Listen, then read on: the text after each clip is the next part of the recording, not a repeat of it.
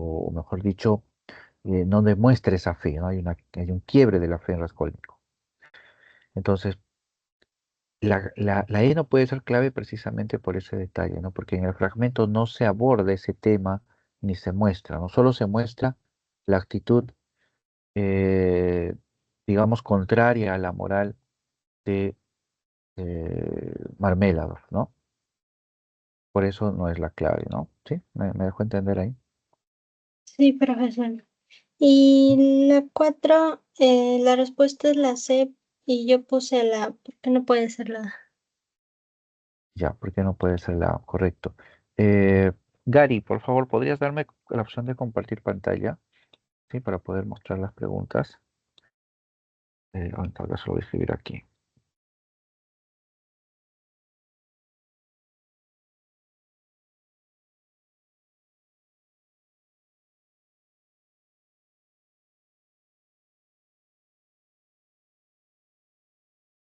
Ya, a ver. Ya. Entonces me decías qué pregunta, discúlpame, porque quiero compartir pantalla, estaba La, pidiendo. la La, 4, la la 4. 4. Ya. Entonces la 4 es una pregunta sobre el argumento, ¿no? Muy bien. A ver, en el caso de la 4, dice el primer enunciado, ¿no? Rodion Raskolnikov tuvo que abandonar los estudios por problemas económicos, que esa es una de las motivaciones, uno de los problemas que atraviesa, ¿no? No tiene dinero, su familia, su hermana y su madre le envían, pero al final eso no es suficiente y él tiene que abandonar sus estudios. Ese es verdadero. La 2 dice, Semyon Marmeladov usa el poco dinero que tiene para ayudar a Raskolnikov. Como veíamos en el fragmento anterior de la pregunta 2, lo que hace Marmeladov con todo el dinero que tiene es gastarlo en alcohol, ¿no? Él inclusive llega a empeñar su traje de trabajo, lo llega a empeñar solo para poder tener dinero y bebérselo, ¿no? Entonces en el fragmento que leíamos, él hasta le pide a Sonia, ¿no? Dinero para luego terminar bebiéndolo. Entonces, en lo que se refleja ahí en Simón Marmeladov es esta suerte de egoísmo, ¿no? O sea, el dinero es para él y lo va a beber, ¿no? Todo se lo va a consumir. Y no hay esta solidaridad con el otro, entonces mucho menos con Raskolnikov. Es más, la solidaridad es de Raskolnikov hacia Simón Marmeladov, ¿no? Porque cuando él lo conoce y ve lo ebrio que está y las cosas que hace, lo ayuda a Simón Marmeladov a llevarlo a su casa. Y ahí es donde Raskolnikov conoce dónde vive y la pobreza en la que vive Simón Marmeladov con su esposa, que está enferma de tuberculosis, y sus hijos que no tienen ni zapatos. Le da tanta pena a Raskolnikov que él es el que le da dinero. O bueno, no le da dinero exactamente, ¿no? Sino que el dinero que tenía Raskolnikov, antes de irse, lo deja en la ventana de la casa, ¿no? Le da demasiada pena la pobreza en la que vive, ¿no? Ya de por sí Raskolnikov era pobre, imagínate. Entonces, el otro era aún más. Entonces, ahí la opción 2, el enunciado 2, no es cierto porque eso no se produce. O sea, Marmeladov nunca le da dinero a Raskolnikov, sino inclusive es al revés. Entonces, por eso no es verdadero. La 4 dice, Porfirio Petrovich logra encontrar pruebas para condenar a Rodion Raskolnikov, ¿no? Esta es falso, ¿por qué? Eh, lo que tiene Porfirio Petrovich son sospechas, ¿ya? O sea, es lo único que él tiene, ¿ya? Sospechas, ¿sí? Eh, n- Inclusive hay una escena donde él va hasta la habitación de Raskolnikov, ¿ya? Y le dice a Raskolnikov, le dice, mira, yo sé que tú mataste a Leona, le dice, ¿no? Pero yo no lo puedo probar, le dice, ¿no? O sea, no tengo pruebas, pero sé que lo hiciste y te voy a atrapar, ¿no? Entonces, acá el enunciado 3 no es cierto porque Petrovich nunca consigue pruebas. Entonces, ¿cómo Raskolnikov termina en la cárcel? Porque Raskolnikov se entrega. O sea, ese es el único motivo de por qué Raskolnikov termina en prisión. porque él se entrega a la policía y les cuenta todo. Y entonces ahí ya es donde se lo sanciona y se lo envía a la cárcel, bueno, al trabajo forzado, ¿no? Lo condenan a varios años, 7, 8 años creo de trabajo forzados en Siberia, ¿no? Ahí picando piedra. Y ese es el castigo, ¿no?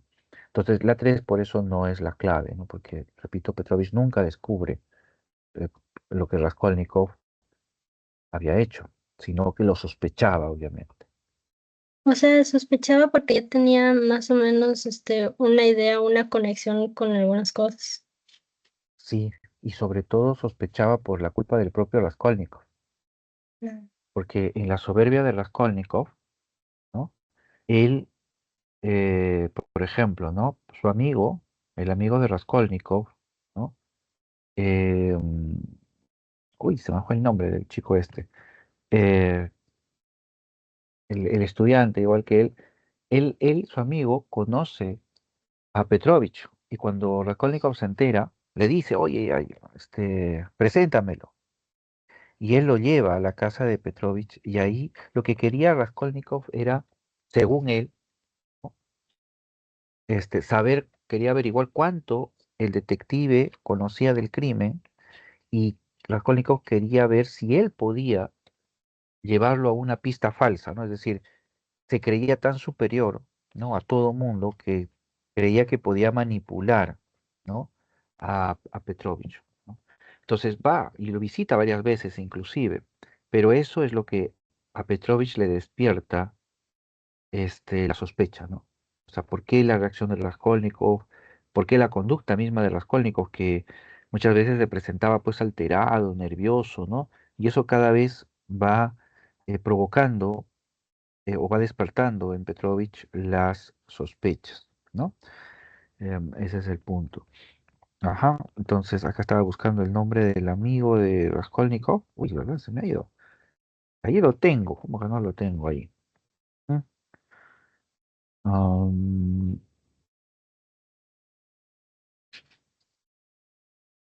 ¿dónde está? Ujú.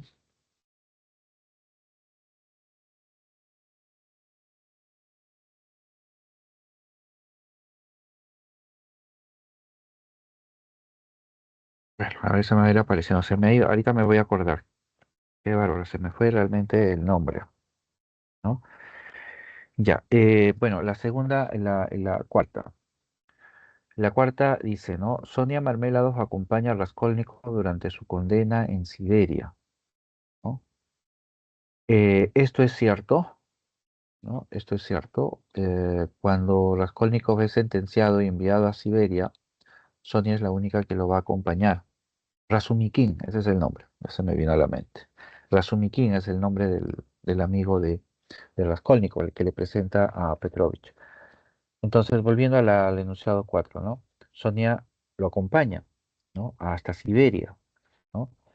Y sobre todo en Siberia, que es la parte importante de la novela donde se produce el giro del personaje, eh, Siberia le demuestra una gran solidaridad a Raskolnikov.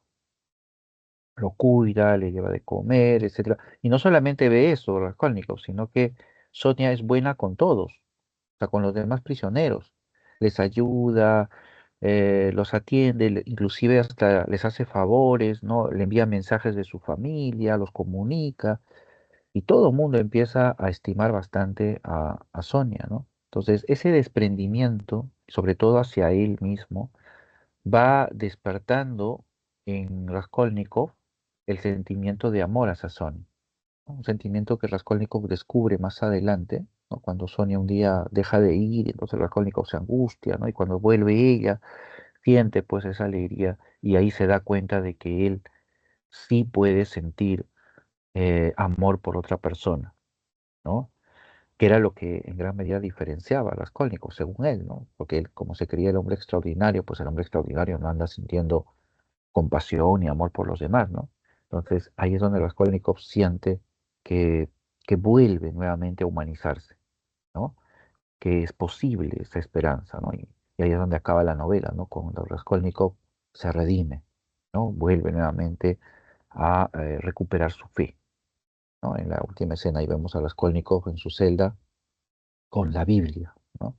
Entonces, Sonia es clave ahí en ese proceso, ¿no? Y eso sobre todo porque ella lo acompaña hasta Siberia, ¿no?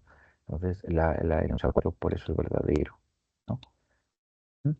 Muy bien. Buenos días. Sí, Laura, dime.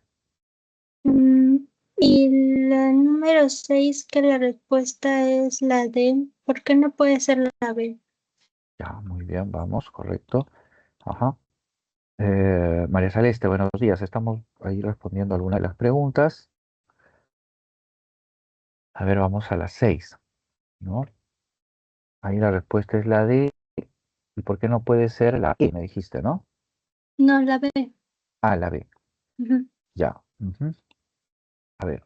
Entonces, la D dice autoritarismo opresor que sufre el protagonista y la D deshumanización del hombre a causa del trabajo. Bueno, estas dos enunciados están en la obra. O sea, están en la obra, ¿no? Son temas de la obra.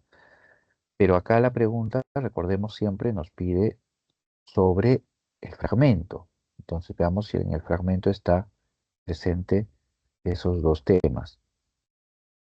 El autoritarismo del padre tiene que ver con la manera como el padre se comporta con el hijo, ¿no? Impositivo, manda sobre él, el niño, el hijo le tiene miedo, ¿no? El carácter autoritario. La idea de deshumanización del hombre a causa del trabajo se desarrolla en la novela, que es porque Gregorio trabaja no solamente tanto, sino está tan imbuido, tan concentrado en su trabajo, en la rutina, que ya su vida está condicionada a esa mecánica de trabajo, es decir, su vida se vuelve monótona, se vuelve mecánica, entonces él deja de ser ese ser humano y empieza a comportarse como máquina, ¿no? Como una máquina programada, ¿no? Entonces, eso va deshumanizando al individuo y lo que provoca, ¿no? Es precisamente su alienación, ¿no? Esa es la idea, ¿no? Y eso provocado por el trabajo, ¿no? Eso se ve en la novela. Entonces, eso se ve en el fragmento, entonces habría que ver el fragmento. Pues vamos a leerlo rápidamente. Dice, para colmo de males, la huida del jefe pareció trastornar por completo al padre, que hasta entonces se había mantenido relativamente sereno, ¿no? Esta es la escena, me parece, inicial, que cuando Gregorio se despertó, estaba mal, vinieron ahí los jefes, ¿no? Estaban los padres, la madre, los jefes le dijeron que regrese y al final él no podía, obviamente, y perdió el trabajo. Y entonces el padre observó eso y pues se sintió angustiado, ¿no? Dice luego, pues, en lugar de correr tras el fugitivo, es decir, tras el jefe, o por lo menos permitir que así lo hiciese Gregorio, empuñó con la diestra el bastón del gerente, que éste no había recogido, como tampoco su sombrero y su gabán olvidados en una silla, ¿no? El gerente simplemente había salido, espantado, ¿no? Y había dejado todo. El padre toma el bastón, toma las cosas y armándose con la otra mano de un gran periódico que había sobre la mesa, se dispuso, dando fuertes patadas en el suelo, esgrimiendo papel y bastón, a hacer retroceder a Gregorio hasta el interior de su cuarto. O sea, el padre toma las cosas que el gerente había dejado y en vez de correr tras él para dárselas, digamos, toma un papel y da golpes en el piso con los pies y intenta, bueno, no dice que intente golpearlo, ¿no? Pero sí amenaza a Gregorio, ¿no? Esgrime el papel y el bastón, ¿no? Y así hace retroceder a Gregorio hasta el interior de su cuarto, ¿no? Acá hay una actitud autoritaria, sí, porque el padre se está imponiendo contra la voluntad del otro. Gregorio quiere salir, quiere ver, pero el otro lo recluye a la fuerza. Entonces es autoritario, ¿no? De nada le sirvieron a estos sus súplicas que no fueron entendidas y aunque inclinó sumiso la cabeza, solo consiguió excitar aún más a su padre, ¿no? Es decir, enfurecer más al padre, ¿no? Entonces, acá lo que tenemos es una imagen de autoritarismo, ¿no? Donde el padre impone su voluntad. Tú no sales, tú te quedas en tu cuarto y ¡pam! Te amenazo, etcétera, y el otro simplemente cumple. Lo que no observamos es la deshumanización del hombre, ¿no? Eh, a causa del trabajo. Tal vez esta parte es la que invalida el enunciado, porque si solo nos quedáramos con deshumanización del hombre, yo creo que podríamos decir que este fragmento sí expresa deshumanización, porque el padre no trata a Gregorio como su hijo, es decir, como ser humano, lo trata como un animal, ¿no? Así como felizmente, bueno, algunos ojalá ya no hagan eso, ¿no? Pero antiguamente a los perros, ¿no? Un periódico le daban de golpes, ¿no? Pues si se orinaba, ¡pam! De golpe, golpe. Algunos inclusive agarraban a los perros, ¿no? Donde había orinado, lo ponían ahí frente a su orín y le daban golpe con el periódico para que aprenda, decía, ¿no? Para que aprenda, para que el perro no ensucie. Lo tratan como un animal, ¿no? Terrible. Entonces, acá Gregorio tiene esa imagen, ¿no? Lo tratan como un animal. Entonces, ahí, correcto, ahí deshumanización. Eso es tal vez lo que jala, ¿ya? Pero lo que invalida la alternativa es la idea de que a causa del trabajo. ¿Por qué? Porque en el fragmento, si bien hay deshumanización, no está mostrándose que esa deshumanización en el fragmento, ojo, sea producto del trabajo. No, o sea, solamente hay deshumanización, pero no está la idea de que haya sido producto del trabajo. Hay otra escena en la novela donde Gregorio está viendo los horarios de los trenes, por ejemplo. Entonces él está concentrado y creo que su mamá le está hablando y Gregorio no le presta atención. Ahí, por ejemplo, podríamos hablar de deshumanización producto del trabajo, sí, porque Gregorio está tan concentrado en su trabajo que ya no le interesa lo demás. Ya, se desentiende, se deshumaniza, ¿no? ¿Pero por qué? Porque está atento a los horarios de los trenes. Entonces, sí, producto de su trabajo, porque su trabajo es viajar también, ya no se está comportando de manera o con rasgos humanos, ¿no? Es una máquina, está cuadrando los horarios. Ahí sería, por ejemplo, un caso de deshumanización a causa del trabajo. Pero en el fragmento acá, si bien hay deshumanización, no nos indica el motivo en tal caso. No hay esta idea del trabajo como motivo, ¿no? ¿Sí? O ¿No? sea, es más como problemas familiar, problema familiar. Bueno, en el caso del fragmento que Mm, estamos viendo, ajá, en ese caso. solamente se ve el problema del padre que está ahuyentando a su hijo para que se vuelva a su Ah, habitación. ¿Por qué? ujú. Porque el jefe se ha ido, el gerente se ha ido. Entonces, capaz, se Ah, ok. supone, y con él y con él, el gerente que se va, Gregorio está perdiendo el trabajo. Ujú. Entonces el otro está molesto y la acción que vemos es de autoritarismo, ¿no? Vete a tu cuarto. No escucho nada, chao.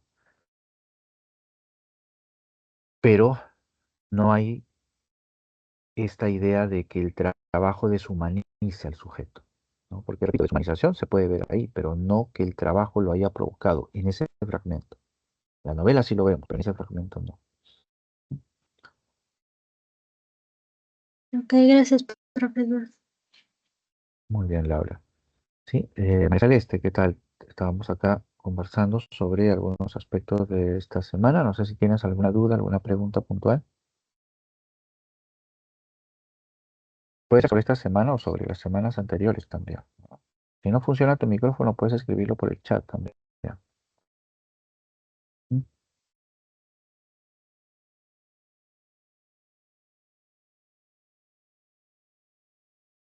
Vamos, si no, a ver, acá. ¿Sí?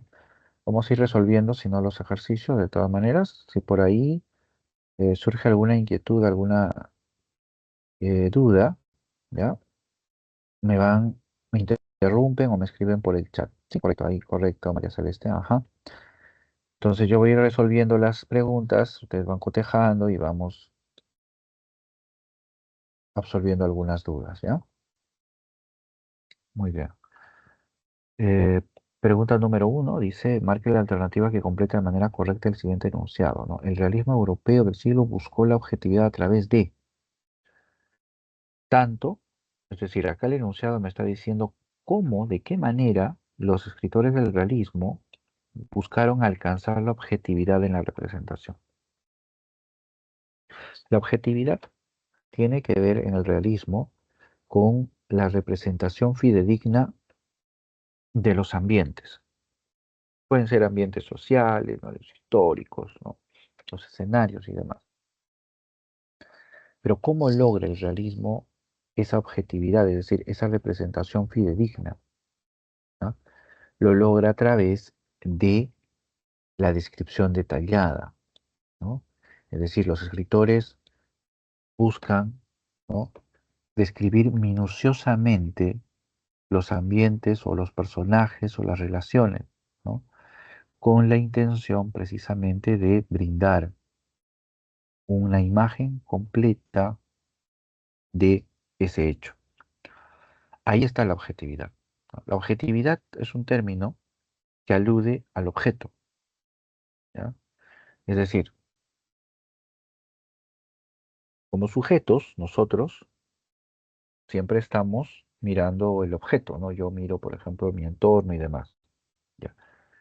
Cuando en una obra literaria el mayor interés está en quien observa, entonces decimos que esa obra es subjetiva, ¿no? Pensemos en las cuitas del joven Werther, ¿no? Ahí Werther, ¿de quién habla Werther? Claro, uno dice, pues está hablando de Carlota, ya, pero Werther, si nos cuenta esos hechos, es porque nos está contando sobre todo sus sentimientos, su mundo interior. Ahí, en esa obra, pesa más lo subjetivo, que es lo más importante ahí, que lo objetivo, es decir, que la realidad, ¿no? En cambio, en el realismo es al revés. En el realismo le dan mayor importancia a la representación de la realidad, es decir, del objeto. Por eso hablamos de objetividad. Y se busca eliminar la subjetividad, es decir, la presencia del narrador, por ejemplo, o la presencia de una mirada parcializada, ¿no? Subjetiva, de la emoción. Solo se concentra en el objeto. Entonces, si el interés es principalmente el objeto, el realismo lo que va a buscar es presentarnos con claridad y detalle ese objeto. Pues, ¿cómo lo voy a hacer? Pues escribiendo con detalle. Es como el dibujante, piensen en un dibujante, ¿no? Piensen en un dibujo realista. ¿Cómo sería un dibujo realista? Pues con mucho detalle, ¿no? Es decir, tratando inclusive de recrear, por ejemplo, los cabello, cada arruga del rostro, ¿no? El dibujante trata de plasmarlo, ¿no? Es decir, con detalle. Y ahí tenemos una imagen realista. Entonces, en la literatura es lo mismo. El narrador trata de brindar una imagen realista como el dibujante, tratando de señalar de manera detallada no solamente el rostro o el aspecto físico, sino también los ambientes, sobre todo el ambiente social y el contexto histórico, que es en lo que distingue al realismo del siglo XIX, ¿ya? Es decir, su carácter sociológico, ¿sí? Y su carácter histórico, ¿sí? Porque esos son los dos aspectos donde los escritores del realismo ponen mayor énfasis. Ese es el objeto que ellos quieren describir con mucho detalle, ¿ya? Eso por principio. Ujú. Muy bien. Entonces, esa es la pregunta 2. Bueno, las demás alternativas ya por descarte claramente se eliminan, ¿no? No hay un narrador, o mejor dicho, la literatura realista trata de evitar el narrador personaje, pero hay obras, pero trata de evitar porque ahí es por donde se filtra esa subjetividad, ¿no? Un lenguaje sencillo no tiene que ver eso con una característica de objetividad en el realismo. La innovación, el realista es más tradicional, ¿no? Más que innovador, y una representación idealizada, esto es más del romanticismo, ¿no? Entonces, ya son aspectos que podemos irlos descartando, como repito, ¿no? A partir de la clave principal, ¿no? Que la descripción detallada es el recurso que emplea. ¿Bien? Muy bien, vamos entonces con la pregunta 2 que justo lo habíamos estado comentando, ¿no? Hace un momento, ¿no? Con la pregunta de Laura.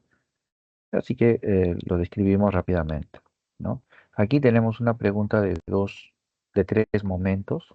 El enunciado nos dice cuál es la característica de Dostoyevsky que se muestra en el fragmento. Y en las alternativas tenemos varias frases y muchas de ellas son características de la obra, ¿no? Entonces, ¿qué tenemos en esta escena? ¿Mm? Tenemos a Marmeladov, ¿no? Que está en un bar, está bebiendo y está contándole a la gente que él se ha desperdiciado todo su dinero, que él se ha bebido todos los ahorros que tenía. Su esposa estaba, hace un momento dije, estaba enferma, tenía tuberculosis. Y él inclusive dice ahí, me bebía hasta la plata con la que iba a comprar las medicinas. Y refiere que él fue a la casa de su hija, Sonia, ¿no? Quien todo el mundo sabía que era prostituta, y cuenta que él le pidió dinero y ese dinero se lo está bebiendo inclusive.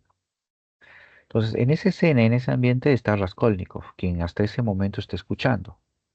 Luego de esta escena, Raskolnikov se conoce con Marmeladov, beben un rato y luego van a la casa de este, y ahí es donde Raskolnikov conoce a la familia de los Marmeladov, ¿no? Aunque Sonia no se encontraba en ese momento, ¿no? Pero conoce a la esposa y a los hijos. Entonces, esa es la escena. Entonces, la clave aquí es la D, el recurso dramático para el desarrollo de la historia. Acá cuando hablamos de recurso dramático, estamos refiriéndonos al diálogo, ¿ya? Que es una pieza clave en Crimen y Castigo, el diálogo. Si ustedes revisan la novela, van a encontrar que hay varios pasajes, ¿no?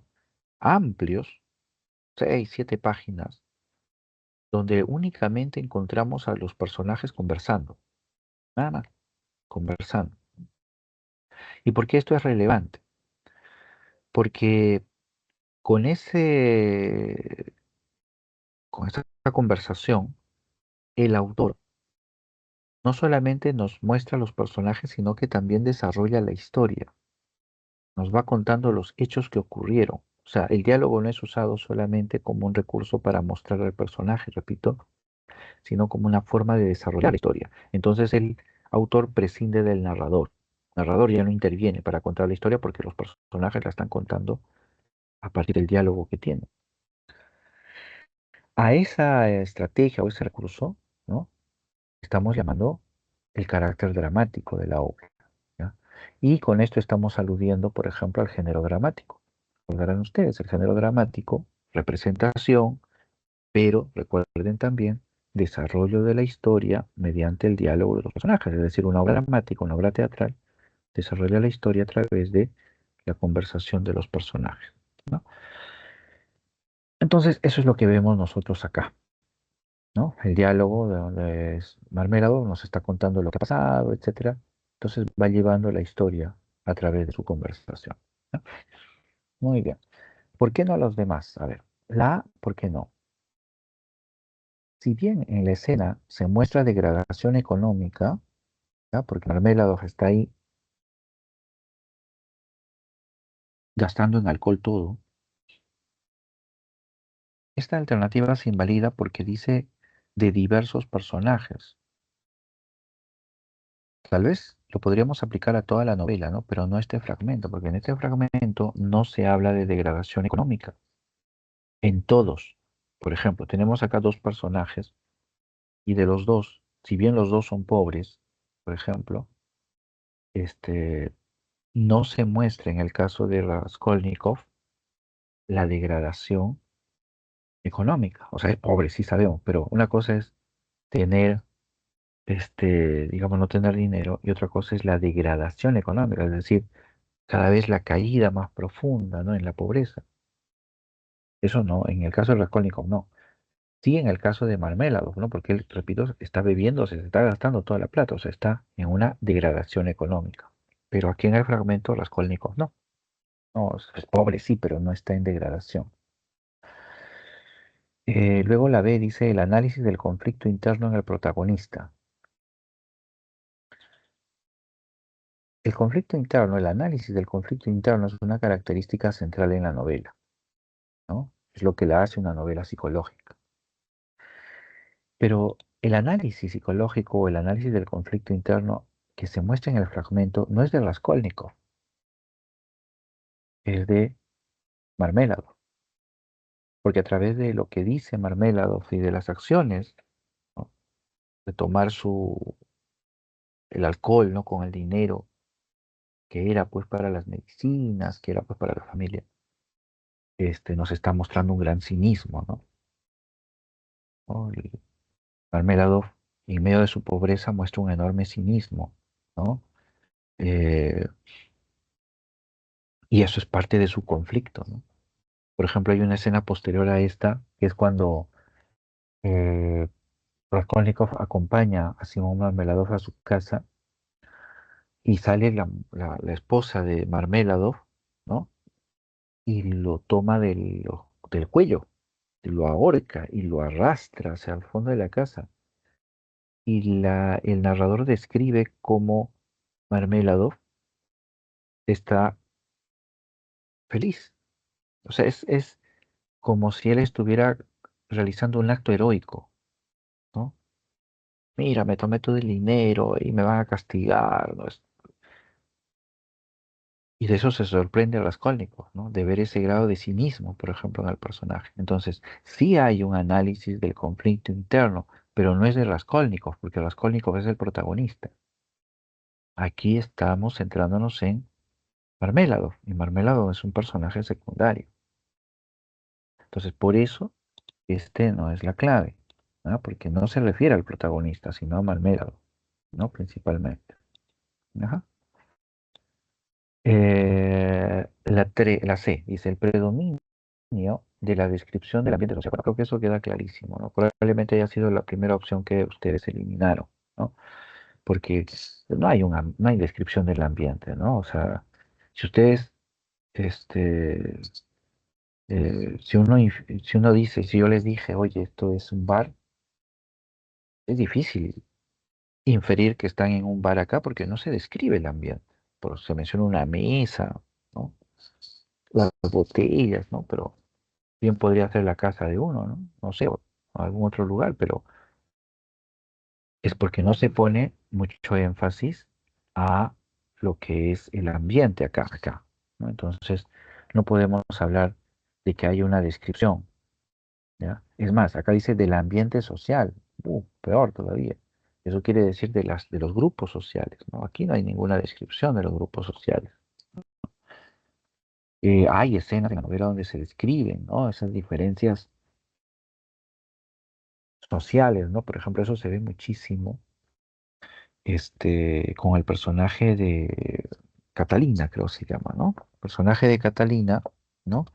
Que es la esposa de Marmélado, ¿no? Y ya hay una escena donde sale a pedir como limosna, se va a los palacios, ahí con sus hijos inclusive, ¿no? Ella ya en los últimos días de la tuberculosis, ¿no? Eh, Va ahí a pedir limosna, entonces ahí se nota el contraste, ¿no? De las diferencias sociales entre estos pobres y los ricos, ¿no? Entonces ahí, pero acá en este fragmento no se muestra ese tipo de contraste, ¿no? Hasta la muerte de Simón Marmeladov marca un contraste social, ¿no? Porque o sea, Marmeladov muere atropellado por una carroza, pero la carroza de un hombre pudiente, ¿no? Por eso que al final ya nadie, simplemente Marmeladov se muere, ¿no? Entonces, hay ahí, por ejemplo, una diferencia social, ¿no? Pero acá en el fragmento, vuelvo a repetir, no hay una referencia al ambiente social, no hay una descripción en ese sentido, ¿no? Muy bien. Y la E, que era la que habíamos estado conversando hace un momento, ¿no? La clave de la E no va, ¿por qué? El enunciado no va como clave, ¿por qué? Porque en el fragmento hay, sí, es verdad, un tema de valores sociales, ¿no? Porque como decíamos, ¿no? Marmeladov está bebiéndose el dinero del trabajo de los demás. O sea, ¿qué tipo de valor morales o valores morales tiene él? Por eso hablábamos del cinismo también, ¿no? Pero eso sí está, ¿no? El valor moral. Pero la pérdida de la fe religiosa no está en el fragmento. O sea, no hay ningún momento ahí, ninguna línea que hable de Dios o que hable de que el otro está, digamos, distante o desconfiado, ¿no? De la creencia de Dios, de la fe. No hay nada de eso, ¿no? Entonces, por eso la S invalida. ¿Sí? Ujú. Muy bien. Recuerden, si tienen alguna pregunta, me interrumpe, pueden decirle ahí la pregunta o escribirla en el chat también, ¿ah? Muy bien, vamos con la siguiente pregunta entonces. Esta es la pregunta número 3. Ajá. La pregunta número 3 dice, en la novela Crimen y Castigo de Dostoyevsky se desarrollan temas como la pobreza y el conflicto moral. ¿En cuál de las siguientes alternativas se puede identificar los temas mencionados? ¿Ya? Es decir, eh, se mencionan a continuación varias secuencias de la novela y lo que nos piden es identificar si en esa secuencia se presenta estos temas, es decir, la pobreza y el conflicto moral. Ese conflicto central de la novela, ¿no? Que confronta, ¿no? Lo correcto con lo incorrecto, lo adecuado con lo inadecuado, ¿no? Que es la parte principal, ¿sí? Ujú. Espera un segundo. Ajá, ya. Entonces, eh, vamos a revisar la clave. Vamos a ver primero la clave. La clave es la A, ¿ya? La clave es la A y dice, Sonia Marmelado ejerce la prostitución para ayudar a su familia, ¿ya? Esta es una secuencia de la novela. Se ve el tema de la pobreza, sí, porque Sonia lo hace para encontrar dinero, porque no tienen dinero, ¿no? Su madrastra está enferma, sus hermanos no tienen que comer, como dije hace un momento, no tenían ni zapatos, ¿no? Y su padre había perdido el trabajo, en fin. Así que hay el tema de la pobreza, porque es lo que motiva, digamos, a Sonia a prostituirse. Bueno, la pobreza y también la madrastra. La madrastra es la que al final, mm, de modo indirecto, implícito, convence a Sonia de prostituirse, ¿no? Ahí está el tema de la pobreza. Y el tema del conflicto moral, precisamente en esa contradicción que se produce, ¿no? Es decir, que es también la contradicción de Raskolnikov, ¿no? Porque, qué era lo que quería hacer Raskolnikov? Quería ayudar a su familia, quería ayudar a los demás. Raskolnikov es una persona muy buena en el fondo, ¿ya? Pero está confundido, porque Raskolnikov quiere ayudar a los demás infringiendo la moral. Es decir, quiero liberar a todos, ¿no? De las amenazas de esta prestamista, ¿no? Aliona Ivanovna, de los abusos de ella, pero lo voy a hacer matándola. Voy a ayudar a mi familia que no tiene dinero. ¿Y cómo lo voy a hacer? Voy a robar. Entonces, esas son las contradicciones. Ese es el conflicto moral que se plantea y que en Sonia también lo vemos. ¿Por qué? Porque Sonia, voy a ayudar a mi familia, ¿no? Para, ¿no? Para aportar dinero, ¿no? La pobreza. Voy a prostituirme. Entonces, hay una contradicción, ¿no? Ese es el conflicto moral al cual se refiere ahí el tema, el enunciado, y que sí se presenta acá en el caso de Sonia. Entonces, por eso es la clave, ¿no? Se presenta tanto el tema de la pobreza como el del conflicto moral. Ujú. Ahora veamos las demás alternativas y por qué no son claves. Dice, Porfirio Petrovich sospecha de la culpabilidad de Raskolnikov. Ya, ¿dónde está el factor de pobreza ahí? No, o sea, la sospecha de Petrovich no es porque Raskolnikov sea pobre. Porfirio Petrovich tampoco es pobre. Raskolnikov sí, pero repito, ese no es el motivo. Petrovich sospecha de la culpabilidad por la propia actitud de Raskolnikov, ¿no? Su ansiedad, sus nervios, su ira en ocasiones, sus constantes visitas, su curiosidad sobre el caso, todo eso va despertando en Petrovich las sospechas de que él es el culpable. Entonces, en esta secuencia no tiene nada que ver la pobreza, mucho menos el conflicto moral, ¿no? Porque Petrovich no se sitúa en un conflicto moral, ¿no? Él simplemente está cumpliendo su deber y él está investigando y va a, eh, eh, ¿no?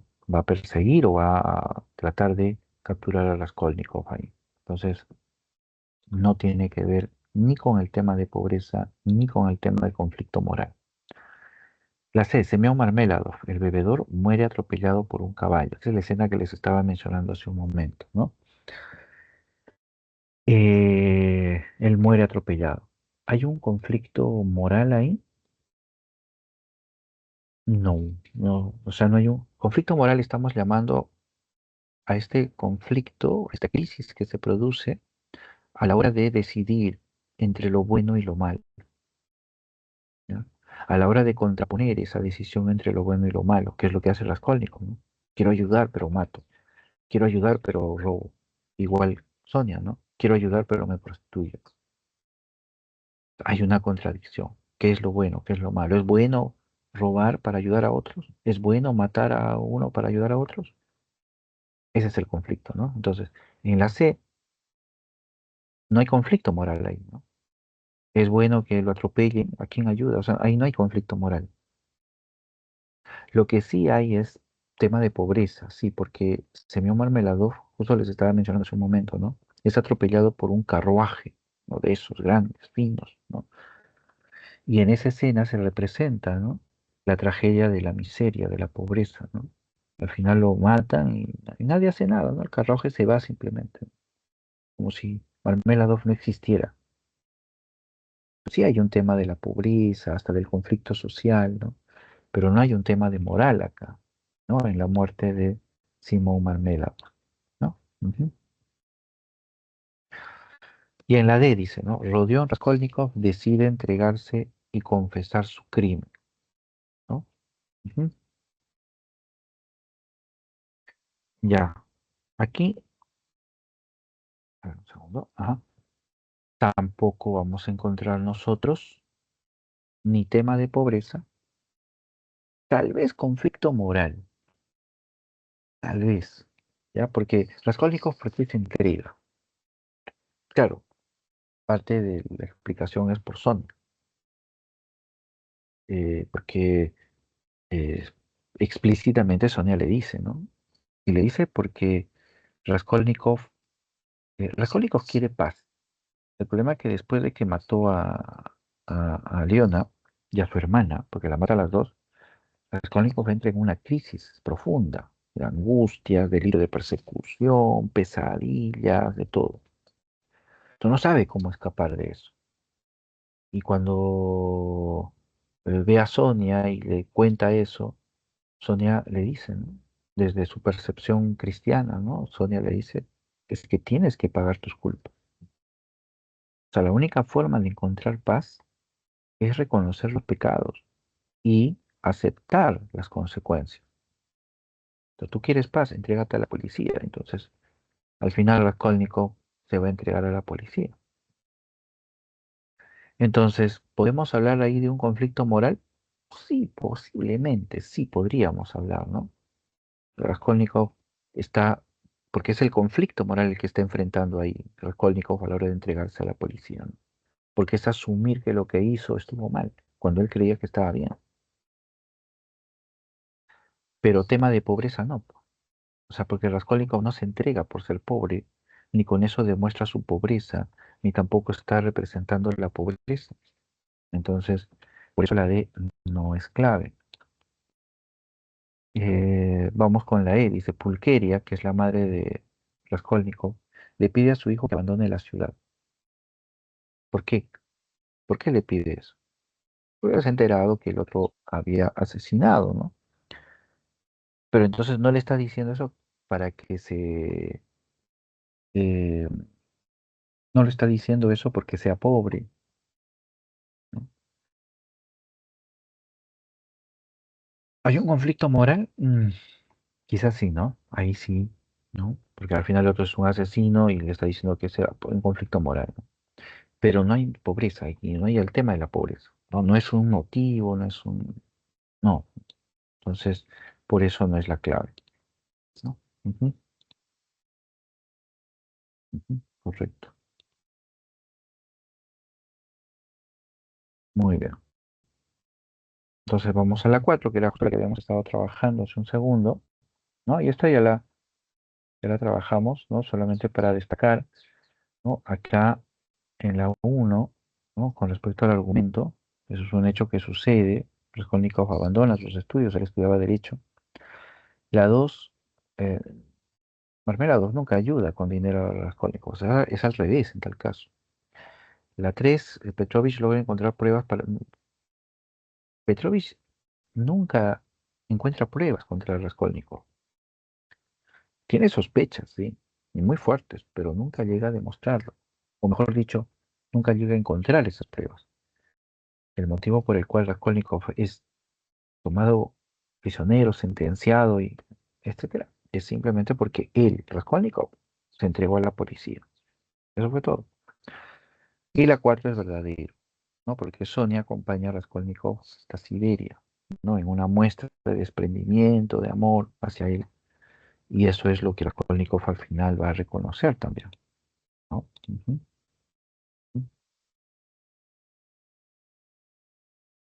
Muy bien. Segundo.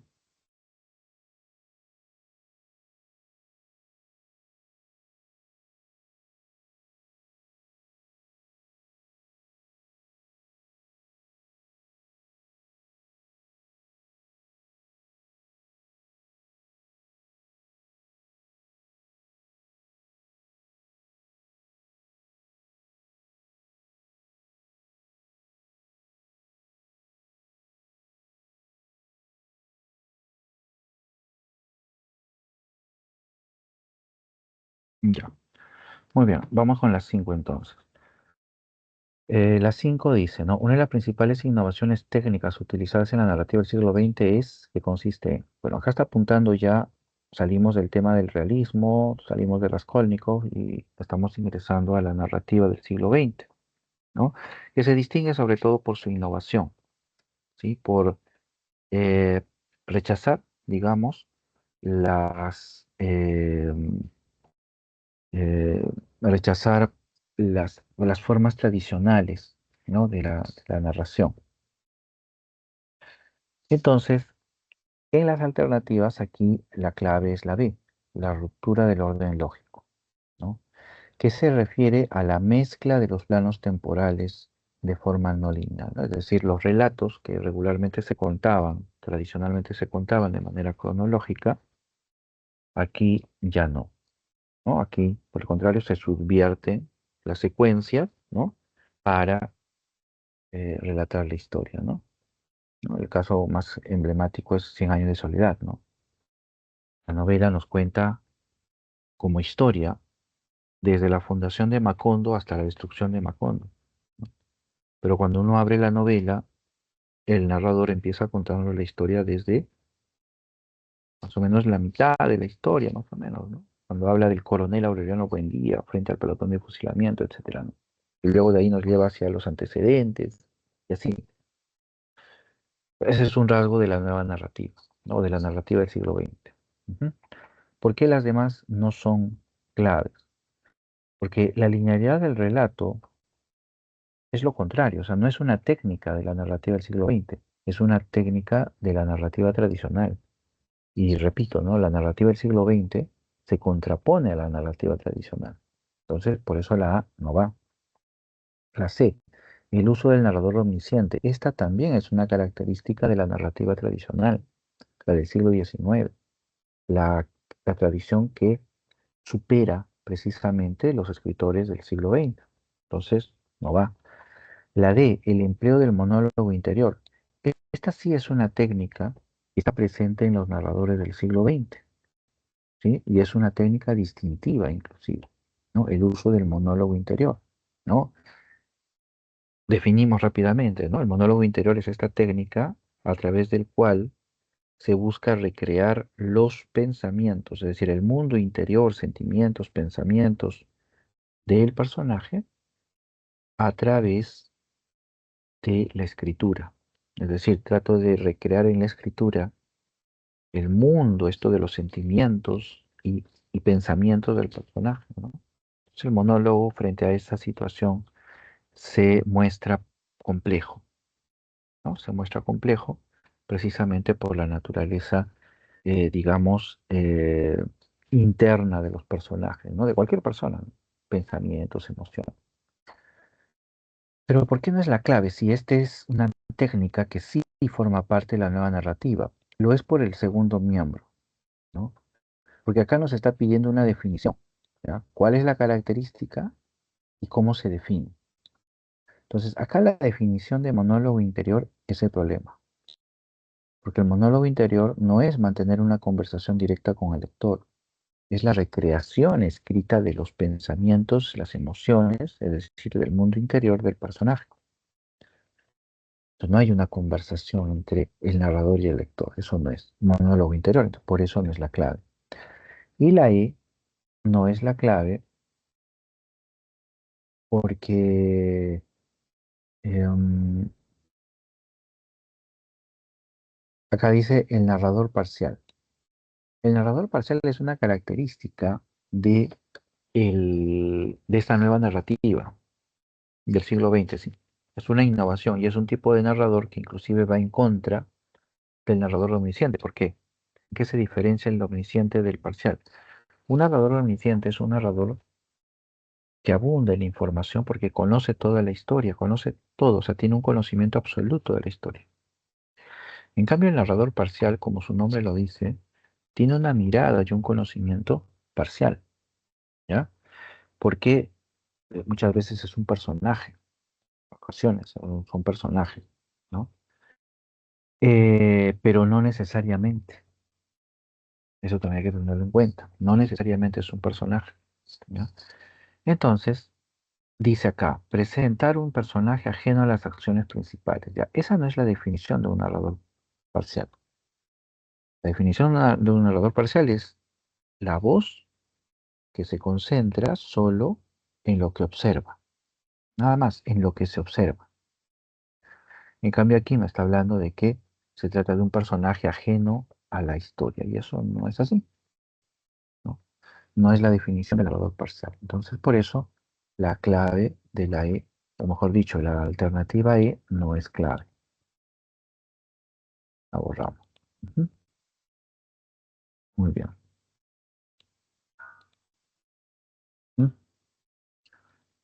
Muy bien, llegamos a las 6 entonces, que habíamos estado trabajando en parte, pero lo vamos a reforzar en tal caso.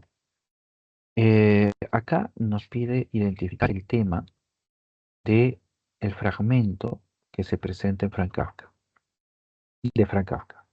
Y acá tenemos varios de los temas que están presentes en la novela, ¿sí? Casi todos en realidad están presentes en la novela, pero se nos pide que solo consideremos por la pregunta el fragmento, ¿no? Entonces, ya en el fragmento que encontramos, encontramos una escena en la que el jefe, ¿no? El gerente, donde trabaja Gregorio, al verlo, al ver a Gregorio transformado en ese insecto, sale espantado de la casa. Huye, se va y deja olvidado sus cosas. Bastón. Y el padre de Gregorio toma el bastón y los demás objetos del gerente y toma un periódico y molesto, obviamente, amenaza a Gregorio. Y con ademanes de querer golpearlo con el periódico, obliga a Gregorio a tener que recluirse en su habitación nuevamente.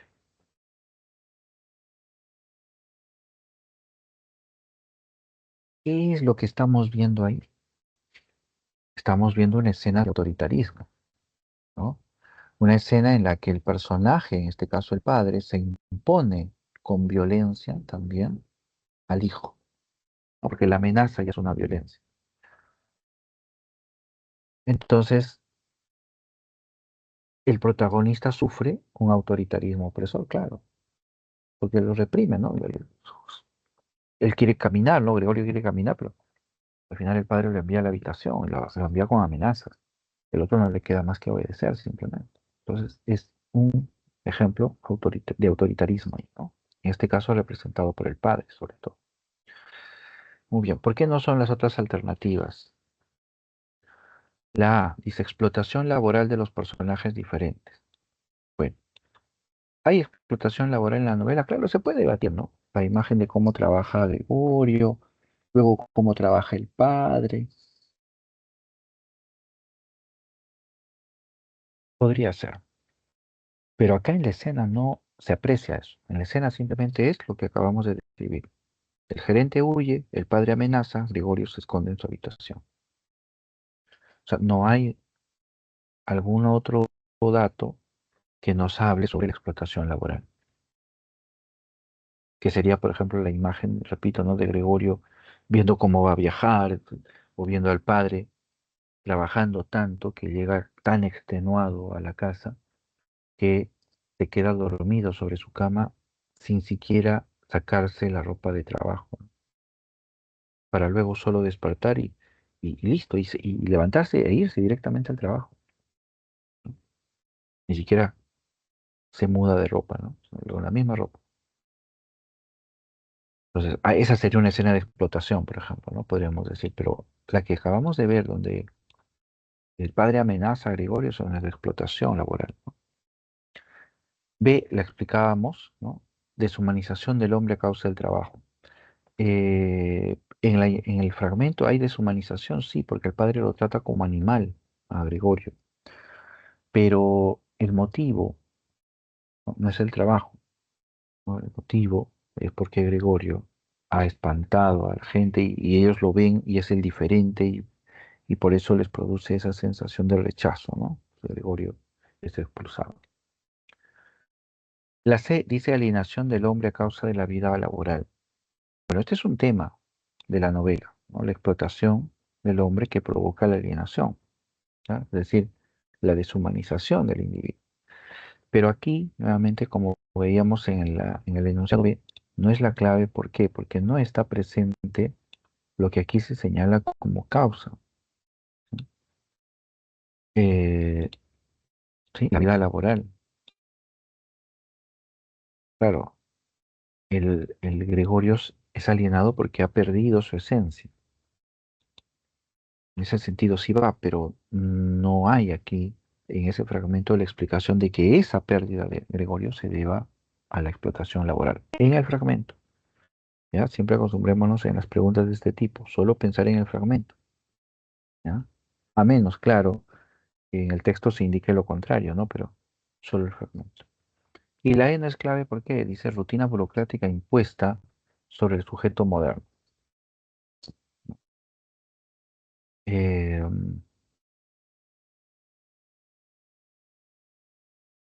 este es un tema en la novela, pero que no se aprecia, repito, en el fragmento. ¿Dónde lo podemos apreciar? En el ejemplo que les sigo mencionando, ¿no? Cuando Gregorio se alistaba a viajar, ¿no? Y la manera como él trataba de cuadrar todos los horarios de los trenes, ¿no? Que él tenía que viajar exactamente, tenía que hacer esos recorridos. Entonces, ahí podríamos hablar de que hay una rutina que se impone sobre el sujeto, ¿no? Pero en el fragmento que hemos trabajado, no, no hay para nada esa imagen de las rutinas, ¿ya? Entonces, la clave por eso es la D, ¿no? Ujú,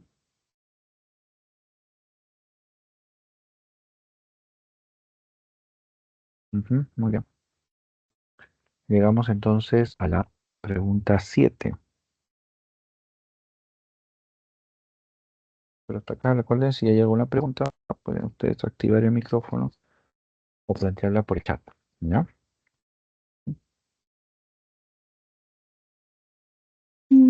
Profesor, Sí, Laura, mm, tengo una pregunta, pero es de la semana 3.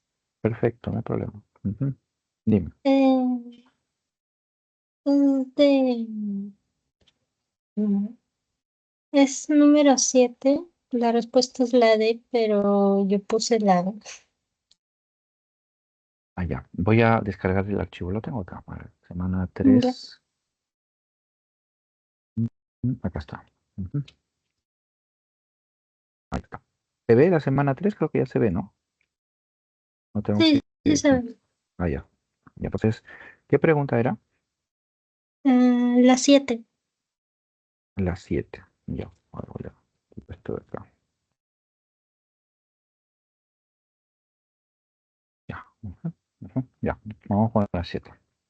Necesitamos caramelito. Muy bien, la 7, a ver.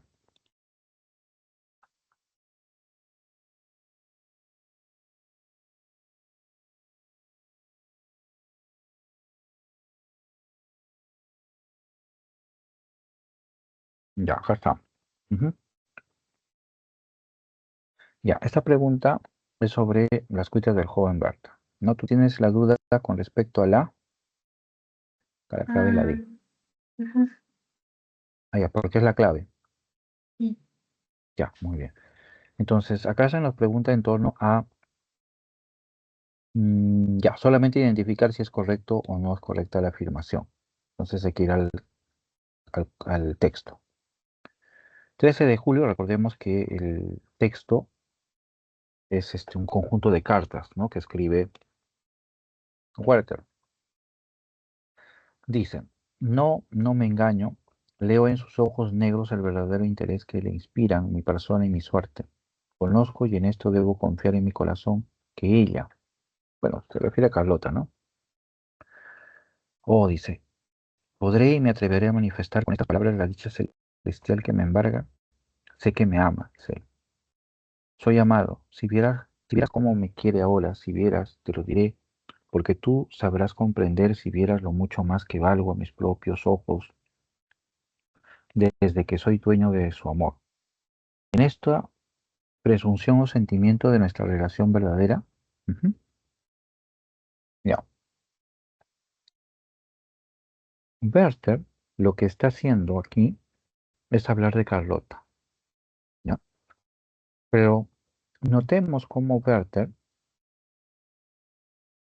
muestra también un conflicto, ¿ya? Porque él se pregunta, ¿no? ¿Me engaño? ¿No me engaño? ¿No? Um, ¿Podré y me atreveré a manifestar con estas palabras la dicha celestial que me embarga? Sé que me ama, dice. Y de ahí luego dice, soy amado. Es decir, primero, él se convence de que Carlota lo ama. Carlota no se lo ha dicho. O sea, Carlota no ha venido y le ha dicho, oye, yo te amo. No. Él está partiendo de sus sospechas. Es decir, él está deduciendo, infiriendo que Carlota lo ama. Entonces, ahí hay una diferencia para empezar entre el sujeto, ¿ya? Carlota, y lo que ella pueda decir de manera objetiva, sí, yo te amo, objetivo, y la idea que Raskolnikov va creando en su mente. ¿Ya? Vuelvo a repetir. O sea, una cosa es que Carlota venga y le diga, oye, yo te amo. Eso sería objetivo. O sea, no hay forma de negar, no hay forma de decir, creo que Carlota no me ama. No, si ella lo está diciendo, es objetivo. Pero Carlota no dice nada. Es Werther el que sospecha y va creando en su mente la idea de que Carlota lo ama. Y a eso se añade que él ve en Carlota un ser superior. Cuando dice, por ejemplo, ¿no? Eh, con sus palabras, ¿no? La dicha celestial, dice, ¿no? Luego dice, te lo diré porque tú sabrás comprender si vieras lo mucho más que valgo a mis propios ojos desde que soy dueño de su amor. Es decir,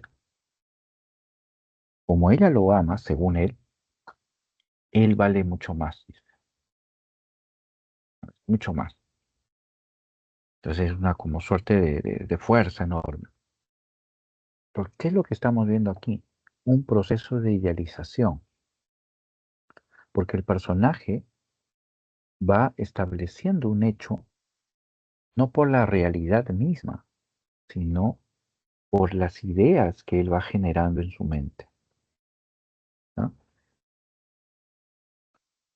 Entonces, a eso es a lo que estamos refiriéndonos cuando hablamos de el idealismo es un aspecto característico de Barter. Porque en la novela, Werther no aborda los hechos directamente, sino que él va imaginando a partir de lo que observa, pero va imaginando lo que sería. Y este es un ejemplo. Y eso es el proceso de idealización, ¿ya? Idealización no es solamente el hecho de que Carlota es la perfección, etcétera, no. Sino la idealización es la creación de un mundo solo en las ideas. Y eso es lo que está pasando acá. Porque Carlota no le ha dicho, oye, yo te amo. Sino que ese mundo en el que Carlota lo ama es solo una creación en la mente del personaje. Puede ser cierto o no. Quizá Carlota sí lo quería, pero no le decía. Pero eso nunca lo vamos a saber, porque la novela está narrada desde la perspectiva de Barter. Entonces, si no hay una evidencia de que Carlota le diga te amo, entonces todo lo que dice Werther es pura elucubración de él, es puro idealismo, ¿no? Y es a eso a lo que se refiere la clave D, ¿no? El idealismo es un aspecto característico de Werther, ¿no? Porque todo está en la mente de Werther, en las imágenes de Werther. ¿Sí? Sí, me dejó Ah, entender ahí. sí, ahora sí entendí mejor. Pero en la obra sale donde que, bueno, la misma respuesta de la E dice que el protagonista ha besado a Carlota.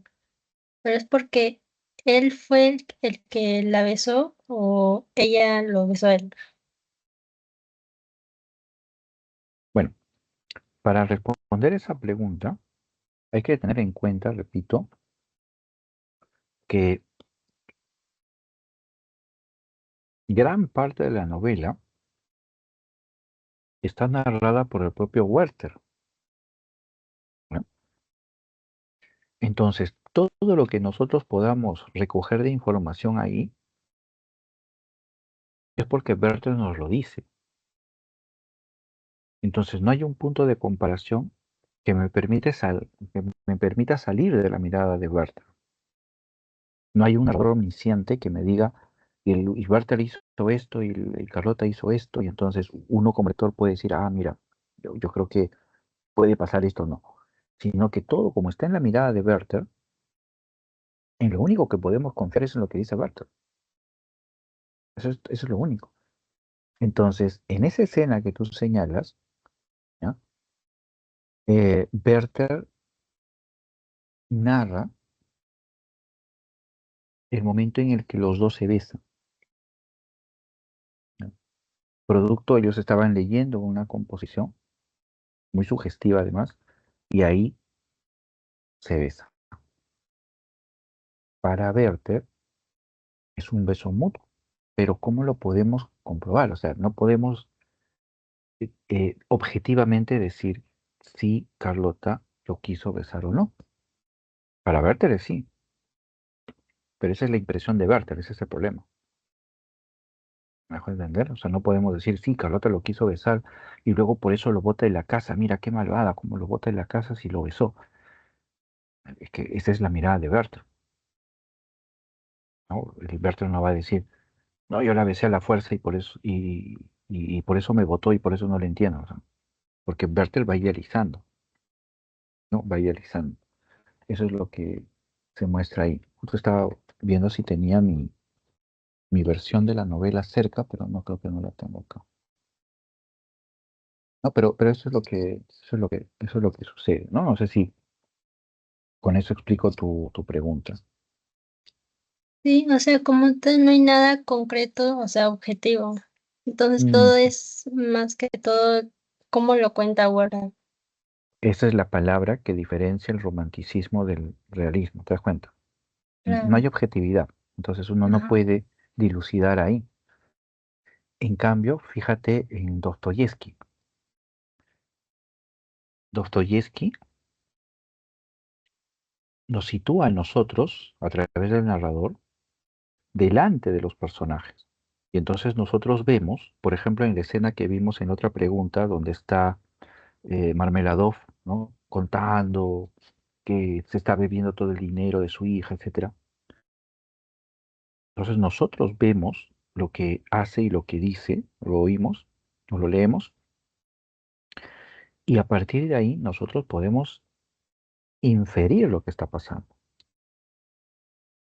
y podemos establecer un juicio. ¿Por qué? Porque esa realidad nos es mostrada de manera objetiva. No es que Marmeladov nos esté narrando, o Raskolnikov nos esté contando y sea su impresión lo que esté narrándose ahí, no, sino que nos presenta ahí los dos personajes, vemos cómo actúan, vemos qué dicen y el lector saca sus propias conclusiones. Eso no podemos hacer con Barthes. No podemos mirar objetivamente porque la mirada no es objetiva. Solo podemos saber lo que Barthes piensa y siente, nada más, ¿no? Esa es la diferencia sustancial, digamos, con el romanticismo, ¿no? Muy bien. Ujú. Gracias, profesor. Ya, muy bien, no te preocupes. Vamos a seguir entonces. Volvemos acá a la semana 4 y vamos a ver ahora la pregunta número 7. ¿Ya? Si hay otra pregunta de otra semana, no hay ningún problema. A ver, vamos con la pregunta 7. Dice, marque la alternativa que completa de manera correcta el siguiente enunciado sobre la metamorfosis de Kafka. Dice, cuando los inquilinos ven a Gregorio, que se sienten indignados y amenazados con dejar la habitación sin pagar por haber convivido con el insecto. ¿Ya? Recuerden que como Gregorio pierde el trabajo, la familia, para ganar dinero, alquila una habitación. Pero el problema es que un día los inquilinos ven a Gregorio que sale de su habitación o a caminar por el pasadizo, y se espantan y se van, ¿no?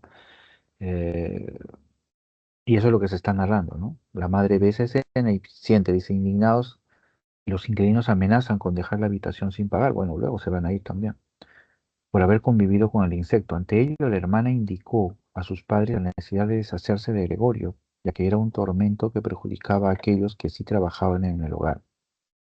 ¿Qué muestra ese hecho? Acá la clave es la B, donde dice que muestra la marginación que padece Gregorio por su transformación. Claro, nadie quiere estar con Gregorio, todos lo marginan. ¿Por qué?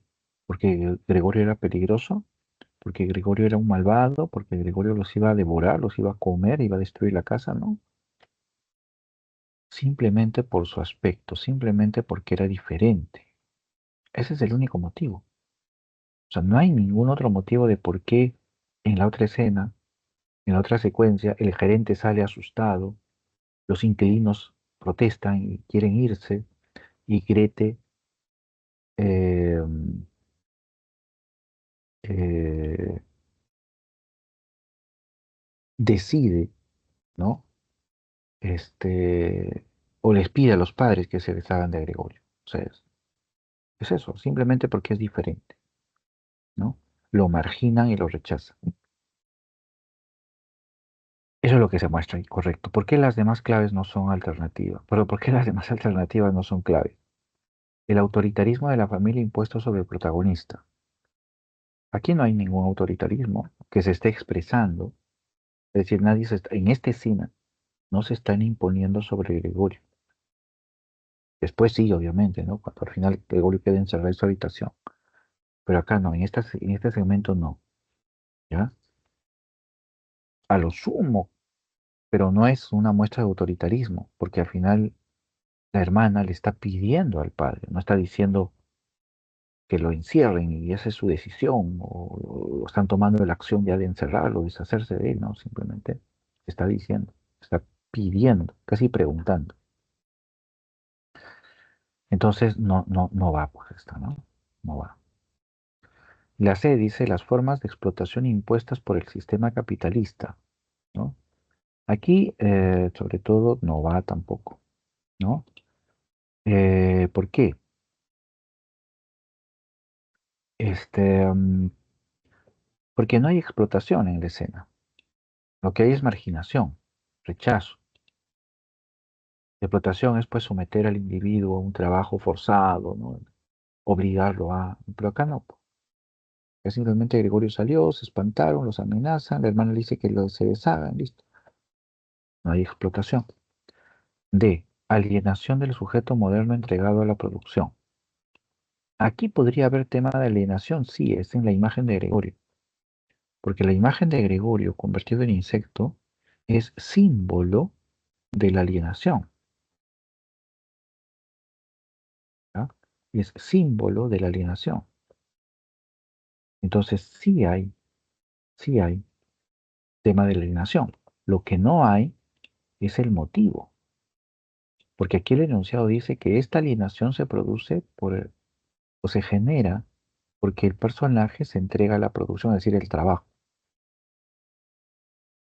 Pero si bien acá en el fragmento bueno, este no es un fragmento, ¿no? Si bien aquí en la secuencia que se describe, Gregorio encarna la alienación, no se está mostrando en este segmento que el trabajo sea el motivo. Entonces por eso no va la D. Y la E dice, el deseo de Gregorio por no ser una carga para su familia. Esa es una idea que sí está presente en el personaje, pero que claramente no se expresa acá, ¿no? Acá Gregorio no tiene cabida, digamos, en en este resumen que se ha realizado, ¿no? Más es la mirada del padre, la madre, la hermana. Entonces, no se expresa el deseo de Gregorio, ¿no? Por no ser carga para su familia. Entonces, por eso no es la clave la I. Ujú. Muy bien, vamos a la 8. En la 8, dice, ¿no? ¿Verdadero o falso? Dice, con respecto a la verdad de los siguientes enunciados en torno al argumento de la novela La Metamorfosis de Kafka. A ver, sobre el argumento. Dice, Gregorio Samsa despierta convertido en insecto sin ninguna explicación. Despierta convertido en insecto sin ninguna explicación. Bueno, eso es cierto, ¿no? Un día de pronto simplemente Gregorio se convirtió en insecto, se despertó y era un insecto. No hay mayor explicación que se brinde en ese momento. Uno puede inferir, uno puede deducir esa imagen metafórica del insecto que es Gregorio Samsa, ¿no? Pero que el texto nos lo explique, nos diga Gregorio Samsa se convirtió en insecto debido a esto, no existen eh, en la obra, ¿no? Ujú. La 2 dice, los padres de Gregorio deciden atenderlo y brindarle alimentos adecuados.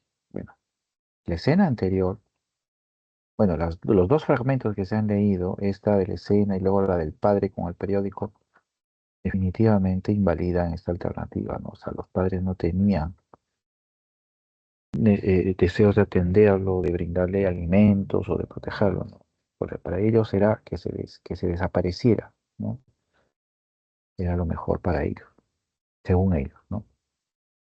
3. El padre arroja manzanas a Gregorio y una se las incrusta en el caparazón, correcto, ¿no?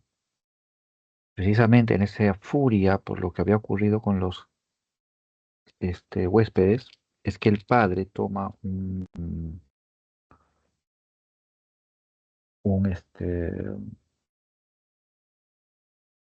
una manzana, varias en realidad, y la arroja a Gregorio y una de ellas se le queda incrustada en el lomo, ¿no? El caparazón, como dice, es verdad. 4. La familia decide ir al campo porque lamenta la muerte del protagonista.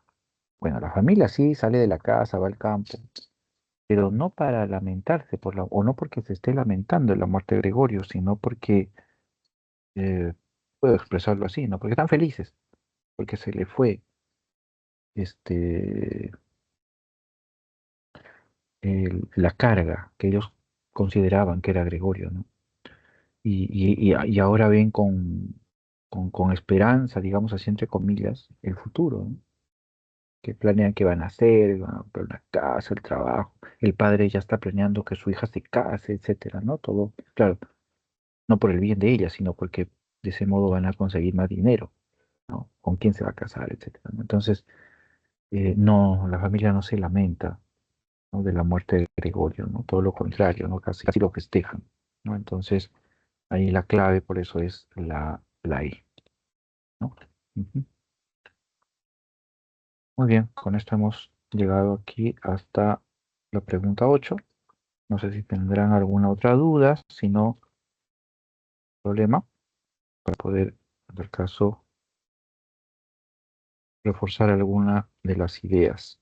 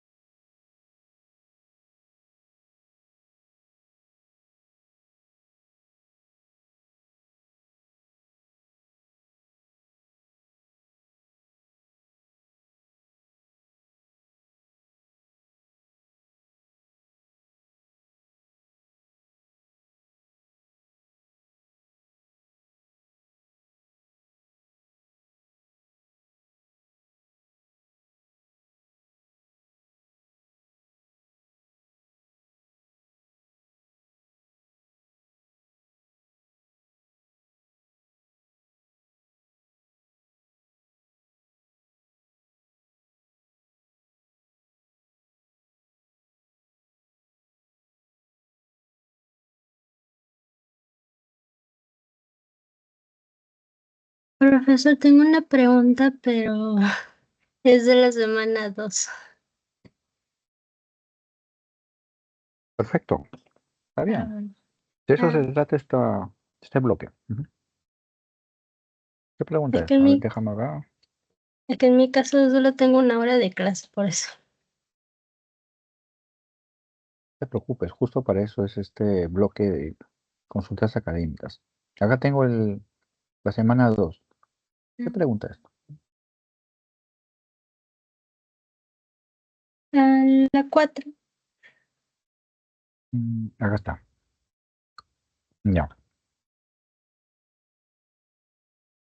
A ver, la resuelvo, a ver, la resolvemos.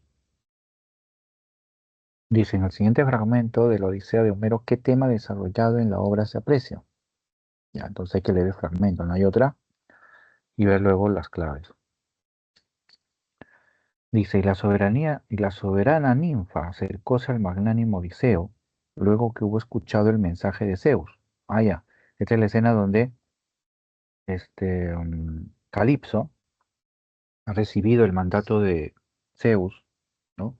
A través de Hermes, el mensajero, ¿no? Diciéndole que ya, libera a Odiseo de una vez, porque Calipso lo había mantenido retenido, ¿no? Enamorada de él, 7 años a Odiseo, en la isla de Ojigia.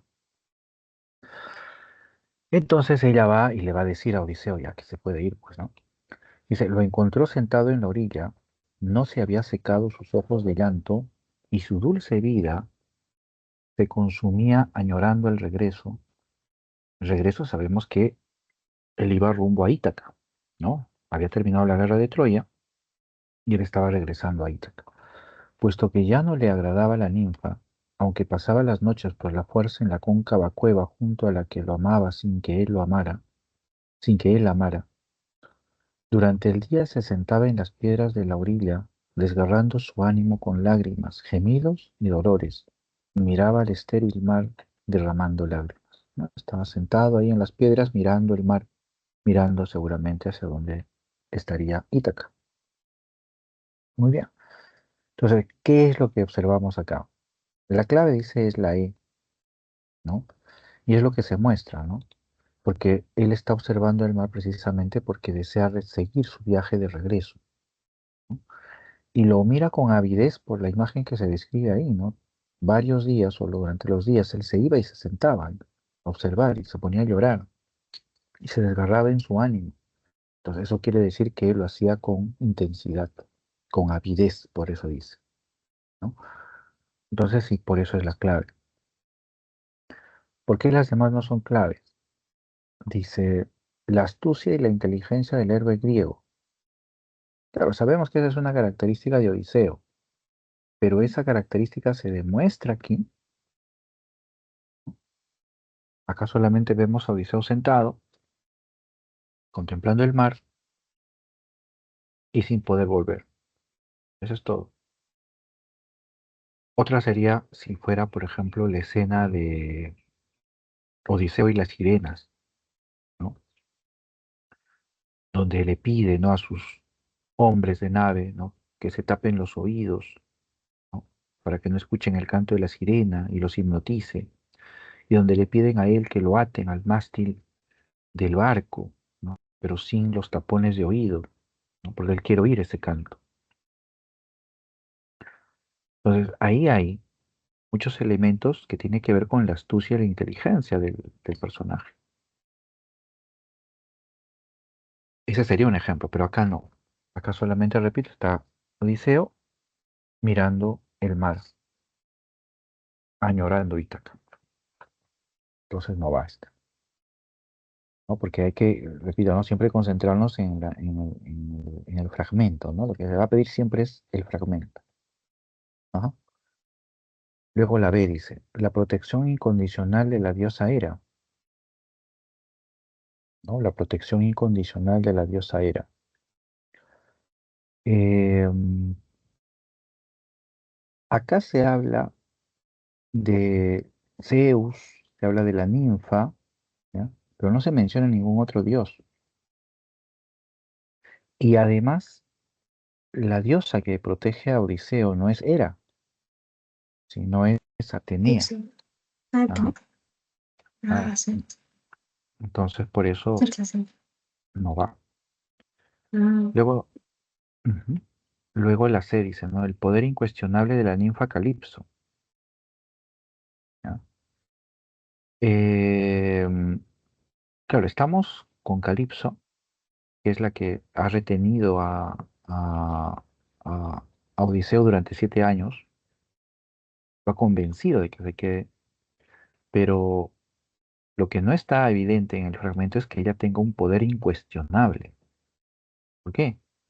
Porque al final ha tenido que obedecer. Apenas Zeus le dice, oye, deja a Odiseo libre, ¿no? Déjalo que se vaya. Ella no dice nada, simplemente obedezco.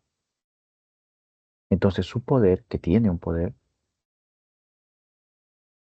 no es incuestionable.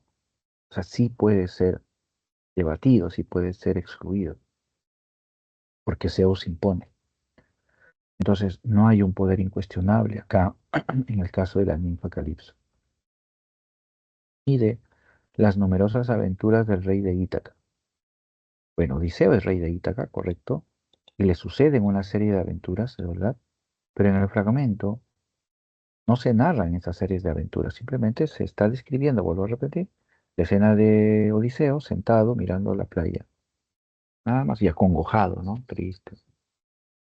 Eso es todo. Entonces, no se están contando las numerosas aventuras del rey de Ítaca, ¿no? Entonces aquí, en tal caso, la moraleja es, cuidemos siempre de que cuando nos presentan este tipo de preguntas, solo concentrarnos en el fragmento, no importa la obra en ese momento, solo en el fragmento. La respuesta está condicionada al fragmento. Eso es lo que podríamos destacar ahí. Ujú, sí, muy bien. Sí, queda claro ahí. Ujú. Sí, es que en mi caso yo puse la C porque, no sé, yo lo inferí del poder incuestionable de la ninfa Calipso porque como tal se enamoró de Edipo, diré de Odiseo, por eso, Ujú. así lo tomé, pero bueno, No, tu lectura está bien sí, en el sabe. sentido de que ella muestra poder sobre Odiseo, ¿ya? Sí. Pero su poder no es tanto como el de Zeus.